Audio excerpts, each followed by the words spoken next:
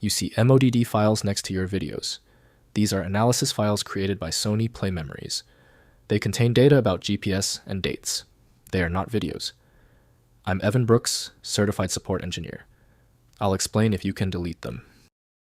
Just a heads up, the best strategy against tricky MODD errors is having a dedicated viewing program. I'll reveal more about my favorite tool towards the end. The MODD file extension is associated with Sony analysis data. These files contain metadata and information related to video recordings, often generated by Sony camcorders or other recording devices.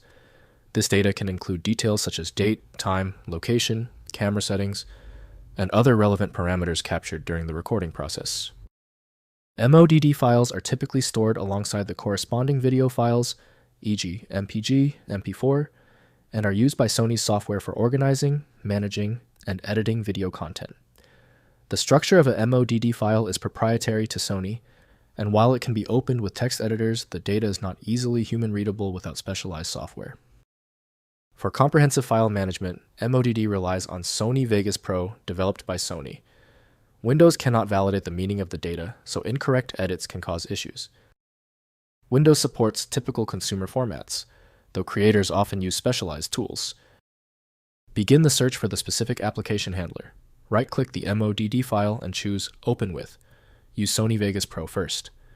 If it's absent, select another program. This test sequence is essential. If the MODD file hasn't opened yet, take a breath. Dealing with a truly persistent MODD file, let's execute these quick diagnostic tests on the most likely points of failure.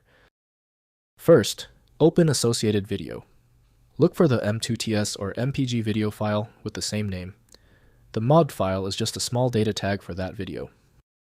Next, use Sony PlayMemories. Open the Sony PlayMemories home software to view your videos. It will automatically read the .mod files to show dates and GPS data. Finally, ignore the file.